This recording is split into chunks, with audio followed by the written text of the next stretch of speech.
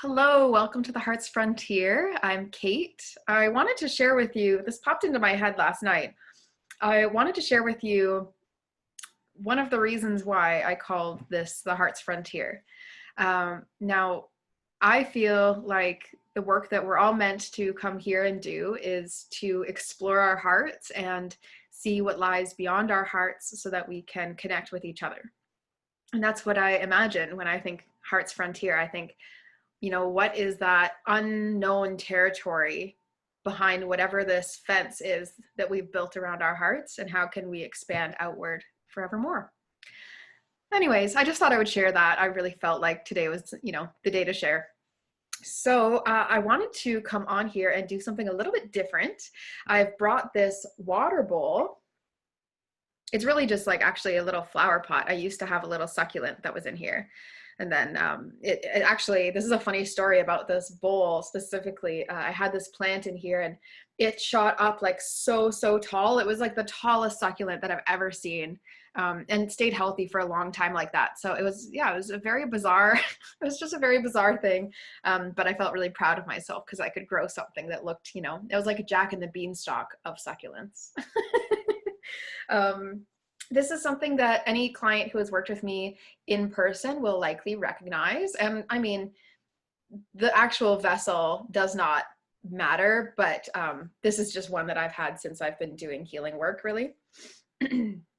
So what I do is, what this is for, really, is for clearing energy and cleansing energy and transmuting it as well. So when you have negative vibes going on around you, or you're feeling like you want to release something, often we are guided to work with different elements. So there's a reason why everyone sitting around a campfire would feel really bonded and close to each other, or why you feel, energized and free in the water. It's because these are really our birthrights and things that as animals we are meant to just meant to enjoy and relate to in a very direct manner. We've gotten away from using water as a healing tool, but it's around us. I mean, if you have a computer, you likely also have clean water. Maybe not, but if you are around some sort of water source, then you can get a lot of healing from that. I'm doing a lot more healing now that I've been, or healing with water specifically, now that I've been at this beach house for a month now. And so being by the lake, connecting with the lake every single day has really given me some profound lessons about water and actually what it can do for you in a totally energetic, emotional, spiritual healing perspective. So something that is very fascinating about water. I'm going to go on and talk about water like a lot probably over the next few months. But something that's important for you to know now is that water can hold a memory. So it can hold a memory of energetic frequency. So it's not like a memory that we would think in our minds. It wouldn't feel like that to water necessarily. But what it does is it holds the energetic state for, a certain period of time after it's been exposed.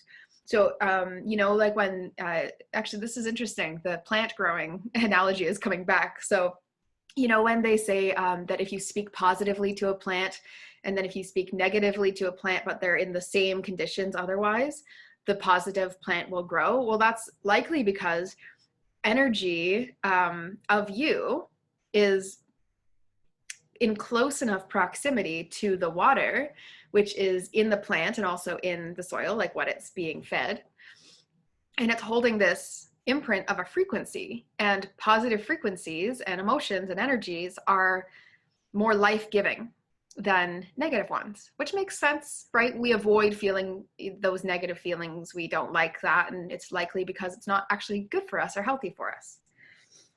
So something you can do to begin releasing some of the negative energies that are inside of you or in the atmosphere around you is to leave a bowl of water out. Now, you don't just leave the bowl of water out and then, I mean, you could just leave the bowl of water out and walk away from it and it will still do something. But I like to actually charge the bowl of water or energize it or imbue it with thought. And whether or not this is, you know, a thought-based practice that just helps you feel good, or whether it actually is doing the thing, it's very positive for you, and so it's worthy to try. That's for the logic minds out there that are like, why would I bother? I could just leave the water and it'll do the same thing. It doesn't do the same thing. So if you hold the water and you know, put some sort of blessing or word in it, that's one way to, then you could consume that water, right, and take on that energy that you've just given it.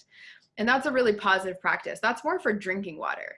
For collecting energies, it's important to infuse it with this gratitude or reverence to the fact that this water is going to collect the negative energies and sort of hold it in a bit of a container. So if you imagine, you know, releasing something that is upsetting to you and just saying, water, take this from me, you know, like, ugh, you can have it. And the water is so powerful and so capable of holding on to that, that actually it's very, very key that when you're doing this water collection, you never drink the water, or you could choose to feed a plant with it, but I personally put it down the drain, or put it outside on the earth, more so is usually what I do. And the reason for this is because if the water can hold an energy, right, and you then feed it to something, or you drink it in yourself, you're really just recycling and putting that back in. And so this collection method is something that I use whenever I work with clients. There's always a water bowl around me. And when I'm done working with a client, I need to release the water.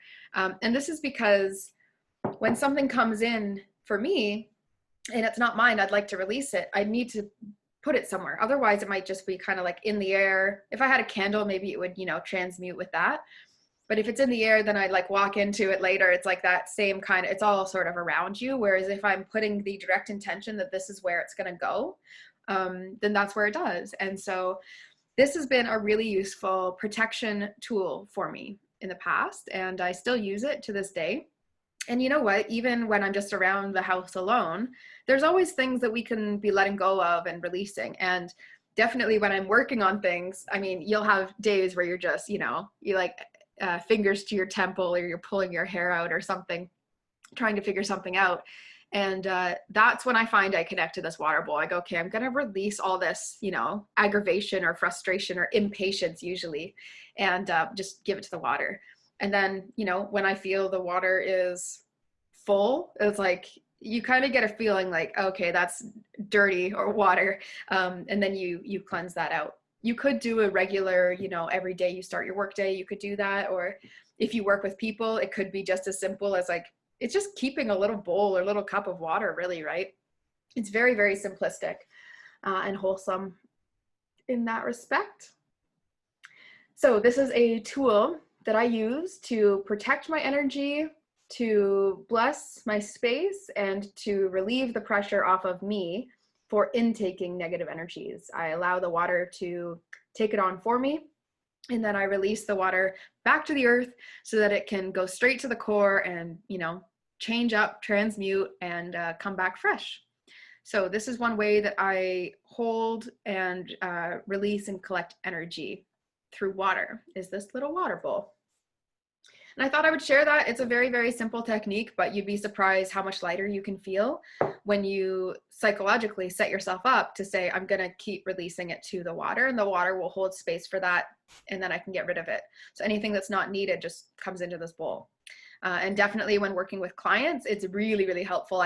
Sometimes I actually keep the water bowl in between me and, well, now the computer. If there's space, I will keep the water bowl really close by so that I can kind of just like flick an energy in there whenever something's coming at me. Like if someone was just in a really negative mindset or headspace, it's very easy to sort of assimilate to that and go, oh yeah, I feel like that sometimes too. Oh man, how often do I feel like that, right? That's me taking in this energy. If I say, whoop, nope, we're just gonna put that here, that's in the pile of things we don't need, that's gonna go in the water, then it helps you clear that for the person as well. So for any healing practitioners or anyone who just does spiritual or energy kind of work, try keeping a water bowl out and you'd be amazed at the lightness that comes from it. It's such a simple move. doesn't take, you know, hardly any time at all, but can have a really profound impact on you and your practice. So thanks so much for tuning in. I love doing these videos. I love doing readings. I'm going to talk more about soul retrieval. I feel like it's happening tomorrow, so I'm really excited for that. I'm going to take some notes today as to some things that I really want to make sure I share with you. Yeah, and until next time, I would love to know how doing this water bowl trick or technique works for you. I would love to know. And until next time, we'll see you soon.